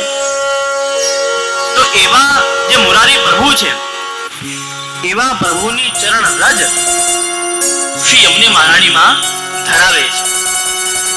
અને રજનો એક સ્વભાવ હોય છે પ્રિય વૈષ્ણવો કે નીચે બેસી જવું. રજ હોય તમે એ પાણીમાં નાખો ને તો એ તરે નહીં. જેમ તમે આ કાગળિયું ફાળો અને એને પાણીમાં નાખો તો એ તરી જાય. જ્યાં સુધી કેમ? કારણ કે એનો તરવાનો સ્વભાવ છે. એવી રીતે દરેક વસ્તુનો, વ્યક્તિનો સ્વભાવ હોય છે અને એ ક્યારે પણ બદલાતો નથી. માટે રજનો શું સ્વભાવ છે પ્રિય વૈષ્ણવો? નીચે બેસી જવું. તો એ જે પ્રભુના ચરણારવિંદની રજ છે ને એ યમુનાજીમાં અંદર બિરાજી ગઈ. એ યમુનાજીમાં બિરાજી ગઈ. એ આપણા અંદર કેવી રીતે બિરાજે એ એક વિચારવાની વાત છે. આપણે પ્રભુના રસમાં કેવી રીતે તરબોળ રહીએ એ એક વિચારવાની વાત છે પ્રિય વૈષ્ણવ. એક ગુરુની પાસે એમના શિષ્ય આવ્યા અને પૂછ્યું કે પ્રભુ પ્રાપ્તિનો માર્ગ મને બતાવો. પ્રભુને પ્રાપ્ત કરવા હોય તો મારે શું સાધન કરવા? કેવી રીતે મારે એમને સુધી પહોંચવું? કેવી રીતે મને ભગવત પ્રાપ્તિ થાય? તો સર્વપ્રથમ તો એ ગુરુએ એ શિષ્યને કહ્યું કે એક ઘડો લઈ આવ્યો. એક ગુરુએ એમાં અનેક છિદ્રો કરી દીધા અને કહ્યું કે હવે આમાં તું જલ ભરીને લાવ. એ જલ ભરે પણ એ છિદ્રોમાંથી એ બહાર નીકળી, જલ એમાં વધે જ નહીં. તો જ્યારે એ જલ ભરીને પાછો આવતો હતો એટલામાં એ બધા છિદ્રોમાંથી જલ વહી ગયું, નીકળી ગયું. તો ગુરુ પૂછે કે ભાઈ આમાં જલ ક્યાં છે? બોલે તો વહી ગયું. આપણે આટલા બધા છિદ્રો કરી દીધા ગળામાં, તો જલ ક્યાંથી ટકે? એ તો વહી જવાનું છે ને. ત્યારે એ ગુરુએ ઉત્તર આપ્યો કે ભાઈ એવી રીતે આપણા શરીર રૂપી ગળામાં પણ છે ને અનેક પ્રકારના વિષયોના છિદ્રો છે. અને જો આપણે એમાં પડ્યા રહીશું, એમાં ખોવાયેલા રહીશું, તો આપણી અંદર ભગવદ રસ એ ક્યારે પણ ટકશે નહીં, એ ક્યારે પણ ટકશે નહીં. માટે તો એવું કર, એકવાર એક ઘડાને તું એ પાણીમાં નાખી આ, પછી જુઓ કે એમાંથી પાણી નીકળે છે કે નથી નીકળતું. એ પાણીમાં એને ઘડો નાખી દીધો, પછી તો એ જલ નીકળવાનો કોઈ સવાલ જ નથી. ત્યારે એને સમજાયું, ગુરુ એવી આજ્ઞા કરી કે ભાઈ જો આપણને પણ પ્રભુના રસમાં તરબોળ રહેવું હોય ને તો એમાં કૂદી જવું, એમાં પોતે કૂદી જવું, જેનાથી કોઈ પણ વિષયોના કારણે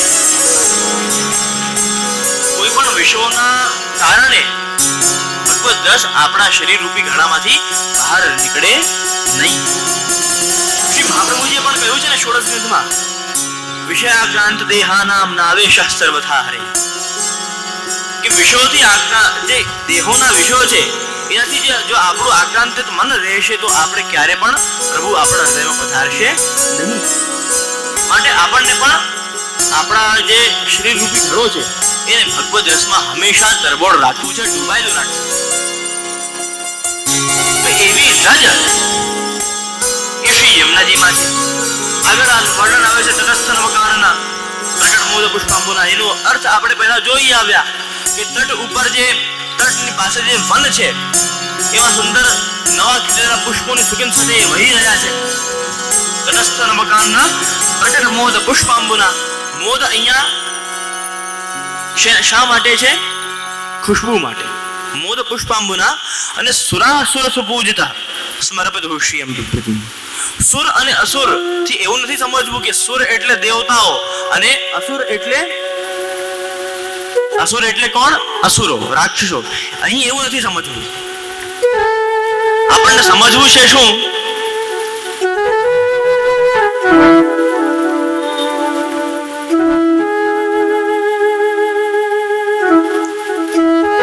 આપણે એક વિષય છે, જો પ્યાસ લાગે તો આપણું ભગવત ગુણગાન રોકાઈ જાય. તો કે વૈષ્ણવ આપણે વાત કરતા હતા સુર અને અસુરની. તો અહીંયા સુર અને અસુર એ કોઈ પણ પ્રકારના દેવતાઓ કે પછી અસુરોની વાત નથી થતી. અહીંયા થાય છે વાત દીન ભાવવાળા ભક્તોની અને માન ભાવવાળા વ્યક્તિઓ કે જે દીનતાપૂર્વક શ્રી યમુનાજીને નમન કરે છે અને કોઈ સકામ રીતે કરે છે. કોઈ મને રજોગુણ કે તમોગુણ વાળા હોય કે ભાઈ મને આ પ્રાપ્તિ આ કરાવે તો હું આમને નમસ્કાર કરું. બંને પ્રકારના જીવોથી જે સુપૂજિત છે એવા શ્રી યમુનાજી જે આપણને સ્મરપદો શ્રીયમ પ્રતિમ, જે શ્રી પ્રભુ શ્રી કૃષ્ણનું સ્મરણ કરાવે છે અનેક પ્રકારે, એમને હું નમન કરું છું.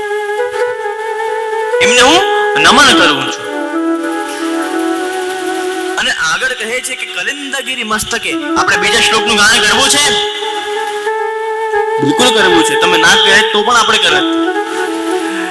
એટલે આપણે બધા મળીને બીજા નું પણ આપણે ગાન કરીએ. અને એમાં છે કલિંદગીરી મસ્તકે પતદમંદમૂરોજ્વલા વિલાસ પ્રકટ ગંધ શૈલોન્નતા સઘોષરતિ તંબુરા સમૂઢ મુકુંદરતિ વર્ધિની જયતિ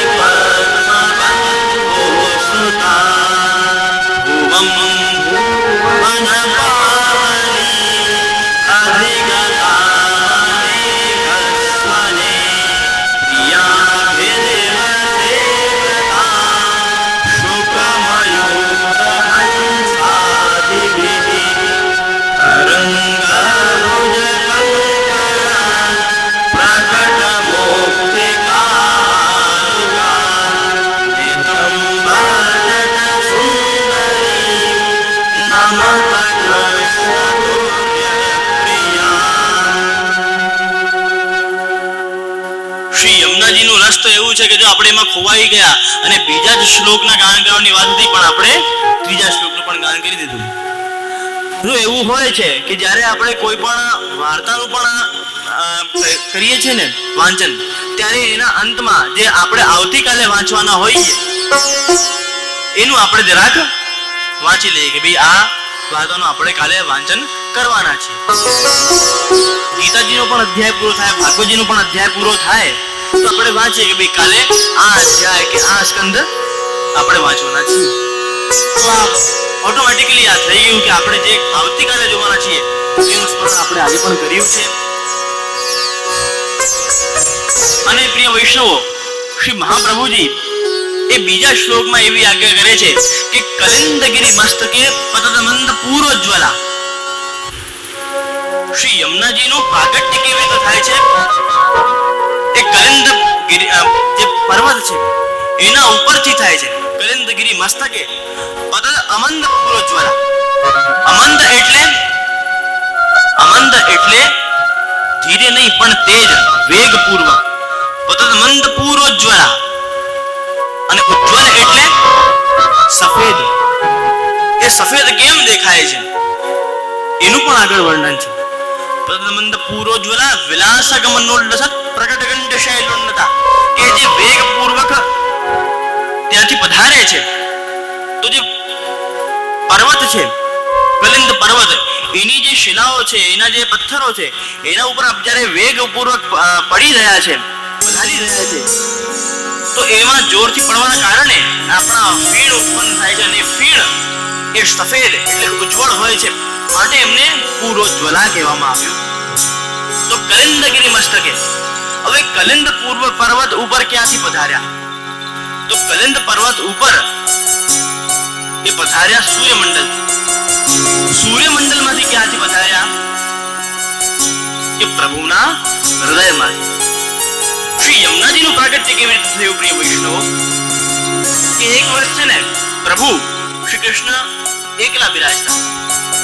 પ્રભુ શ્રી કૃષ્ણ એકલા બિરાજી રહ્યા હતા અને એમને એવું થયું કે ભાઈ એકલા કઈ મજા નથી આવતી, આનંદ નથી આવતો. એટલે એમણે શું કહ્યું કે પોતાના જ સ્વરૂપમાંથી એક બીજો સ્વરૂપ પ્રગટાવી દીધું. સ્વામીની સહી કાકીને રમતે દ્વિતીયમય કે એમને એકલા રમણ કરવામાં આનંદ નહોતો આવતો, એટલે એમણે બીજો સ્વરૂપ શ્રી સ્વામીજી સ્વરૂપે પ્રગટ કરી દીધું. હવે સ્વામીજીએ થોડાક સમય પછી ઈચ્છા વ્યક્ત કરી કે પ્રભુ, આમ આપે તો મને આપના આનંદ માટે પ્રગટાવી છે, પણ તમે અને અમે ખાલી બે જ આમ આનંદ કરીએ તો આનંદ અધૂરું લાગે. એટલા માટે આપ એવી કૃપા કરો કે જેમાં વન, ઉપવન, નદી, પર્વત બધું જ હોય એવી એક લીલા સૃષ્ટિ ઉત્પન્ન કરો કે જેનાથી આપણને લીલા કરવામાં આનંદ આવે. અને જ્યારે આ વચનો શ્રી સ્વામીજીના મુખે પ્રભુએ સાંભળ્યા છે તો એમના હૃદયમાં જે પ્રેમ રસ ભરાયેલો હતો એ પ્રેમ રસ એ બહાર પધાર્યો. અને એ જ આપણા શ્રી યમુનાજી. બોલો શ્યામ સુંદર શ્રી યમુને મહારાણી કી જય. અને પછી શ્રી યમુનાજીને આપશ્રીએ આજ્ઞા કરી કે આપ સમસ્ત લીલા સૃષ્ટિ સાથે આપ ભૂમંડળ ઉપર પધારો. ગિરિરાજજી બધી વસ્તુઓ જેવી ગોલોકમાં હતી, આપશ્રીના ધામમાં હતી, નિષ્ધામમાં, એ જ આપશ્રીએ ભૂમંડળ ઉપર પ્રગટ કર્યું. અને એનું જ નામ વ્રજ છે. જો વ્રજ હોય ને એ ગોલોકનું રેપ્લિકા છે, હૂબહુ પ્રભુનું ઘર છે.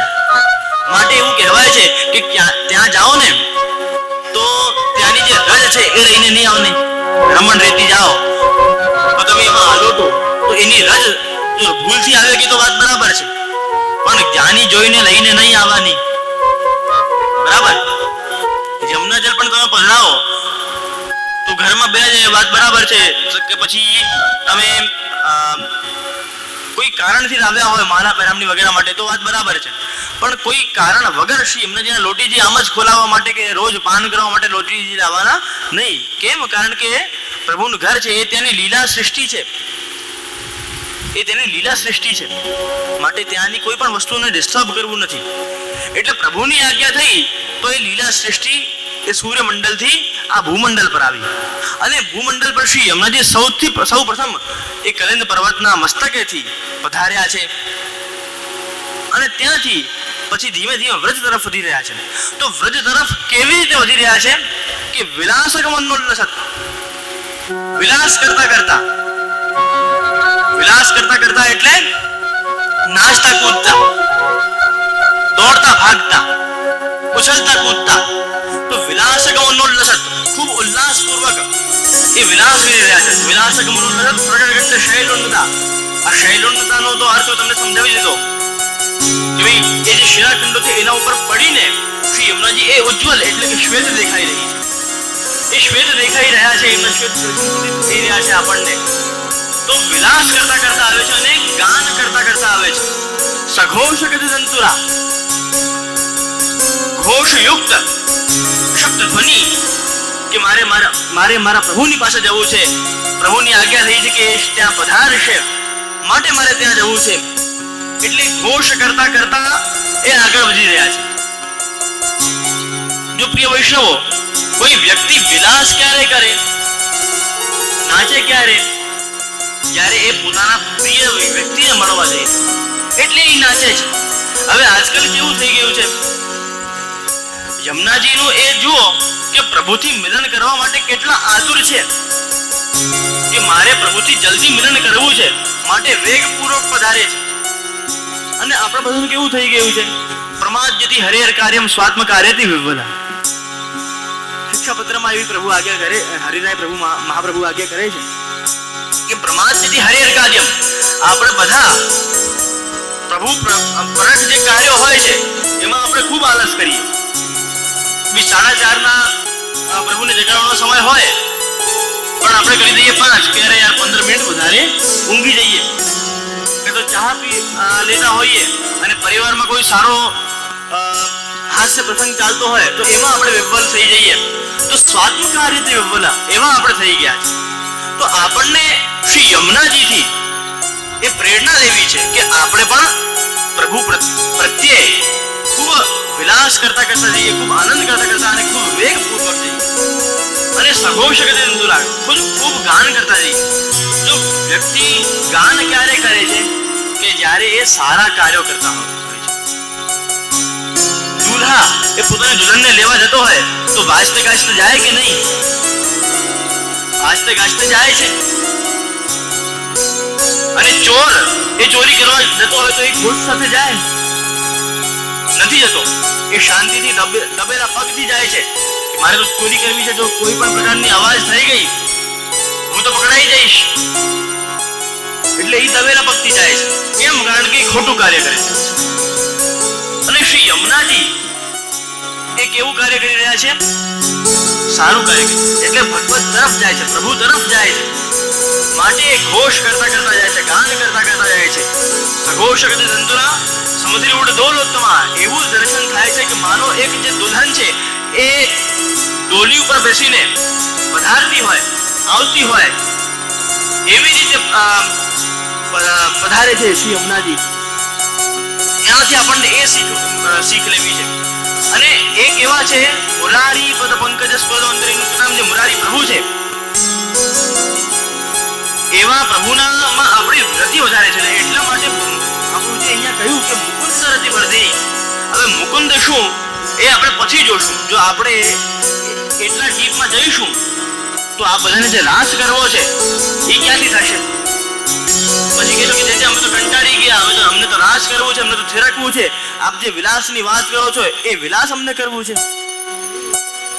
વાત બરાબર કે નહીં? એટલે પ્રિય વૈષ્ણવો, મુકુંદમાં રતિ વધારનાર એવા શ્રી યમુનાજી આપનો જય જયકાર હો તો બોલો શ્રી યમુને મહારાણી કી જય. આવા શ્રી યમુનાજીનો આપણે જય જયકાર કરીએ છીએ. મુકુંદ રતિ વર્ધિની જયતિ પદ્મ બંધુસ્તા. કેમ?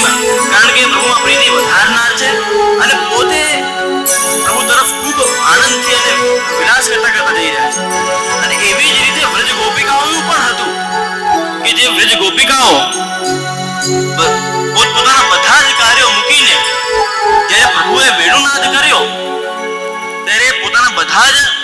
ઘરના કામ મૂકીને અન્ય બધા જે કામો હતા બધા જ મૂકીને પ્રભુ પાસે આવી ગયા. અને જ્યારે પ્રભુ પાસે આવ્યા ત્યારે પ્રભુએ એમને પ્રશ્ન કર્યો. એમનો પહેલો તો વેલકમ કર્યો. સ્વાગતમ હો મહાભાગા પ્રિયમ કિમ કરવાણી વાત. હે તમારું, હે ગોપીજનો, તમારું ખૂબ ખૂબ સ્વાગત છે. કહો હું તમારી માટે શું કરી શકું છું. ઇંગ્લિશમાં કહીએ તો how can I help you. તો પ્રભુએ એ પૂછ્યું એમને, આવો ગોપીજનો, બોલો તમારું હું શું પ્રિય કરી શકું છું. ત્યારે ગોપીજનોએ કહ્યું કે પ્રભુ આપે જ તો અમને વેણુનાદ કરીને બોલાવ્યા છે. હવે આપ કહો છો કે શું કરવું છે. આપ જ આજ્ઞા કરો કે શું કરવું છે. ત્યારે પ્રભુએ પ્રશ્નોત્તર દ્વારા એમની પરીક્ષા કરી. છેવટે ગોપીજનોએ શું કહ્યું કે પ્રભુ આપને જે કરવું હોય તે કરજો. અમે તો આપની શરણમાં બધી જ વસ્તુઓ મૂકીને આવી ગયા છે. સંત્યજ્ય સર્વ વિષયાન સ્તવ પાદમૂલમ. કે હે પ્રભુ અમે તો અમારા બધા જ વિષયો, ઘર, પરિવાર, પતિ, પુત્ર, સાસ, સસુર, રાજ, સમાજ, એ બધાને સાઈડ પર મૂકીને અમે તો આપની પાસે આનંદ કરવા આવી ગયા છે. હવે આપ જેમ કહેશો એમ કરશું. કૈશ્ય વચનમ તવા. આ વચનો સાંભળીને પ્રભુ એટલા પ્રસન્ન થયા કે એમણે પોતાની હાથમાં જે વેણુજી હતી એ વગાડવાનો પ્રારંભ કર્યો. એ વગાડીને જ્યારે પ્રારંભ કર્યું છે તો ગોપીજનોના પગ એ થીરકે છે, રાસ લેવા લાગ્યા છે અને એ ખૂબ આનંદથી ગાઈ ઉઠ્યા છે કે મા વૃંદાતે વાનની કુંજમાં यमुना जी माते बननी यमुना जी माते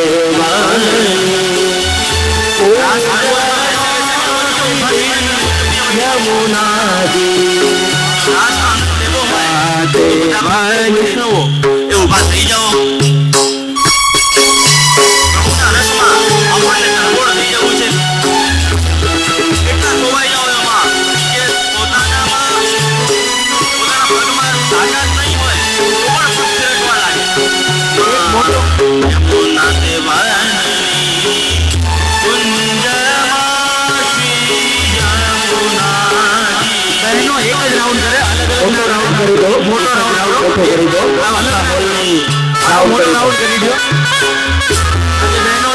મોટો રાઉન્ડ કરો, એક ના કરો.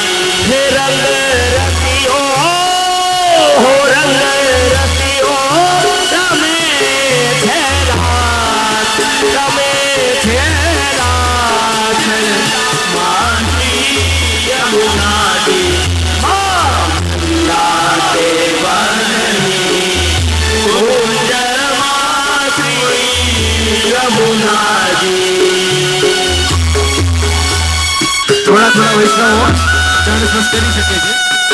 થોડા થોડા વૈષ્ણવો જે બેઠા છે ચરણ સ્પર્શ કરી શકે છે. બાકી બધા રાસમાં જોડાયેલા છે.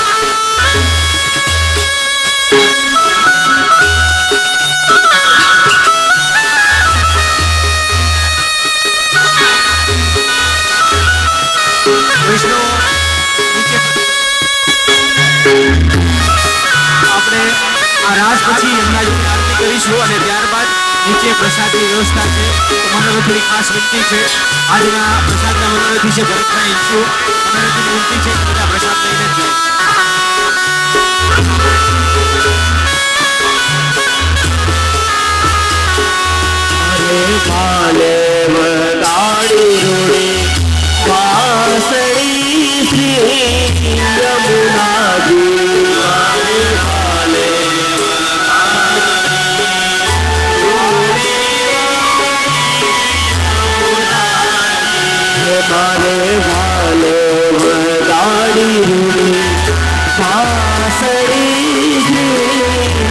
यमुना जी वाले वाले पर आई रूड़ी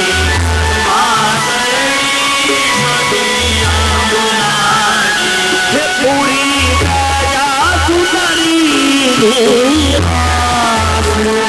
हे पूरी प्रजा सुंदरी पूरी प्रजा सुंदरी आसमाती यमुना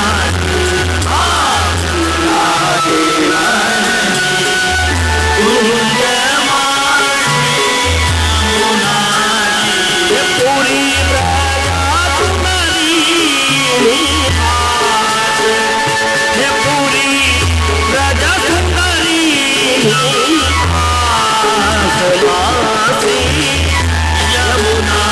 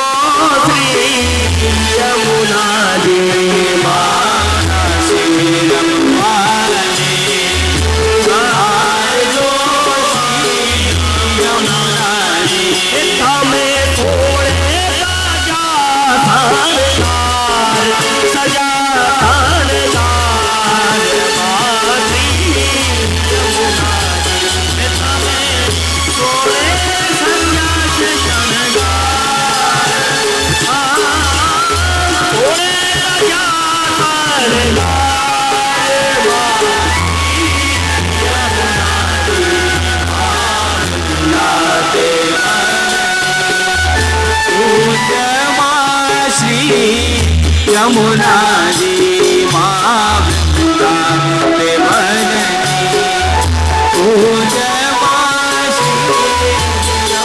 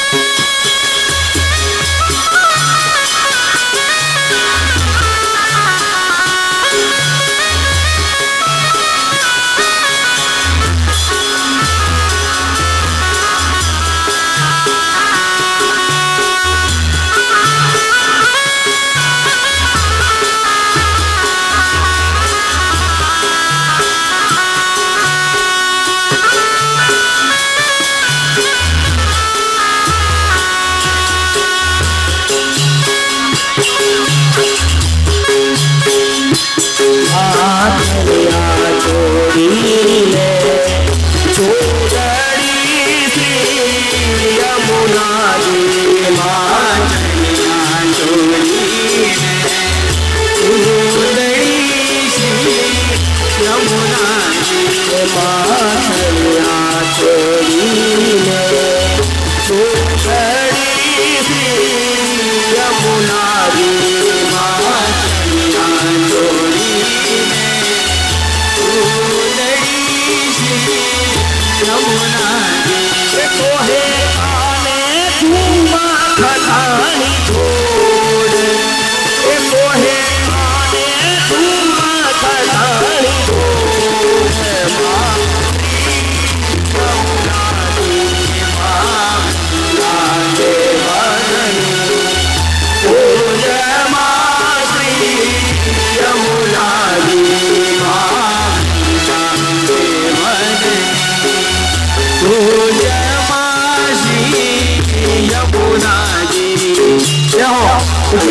યમુનાજી પણ આપણી વચ્ચે રાસમાં વધાર્યા છે.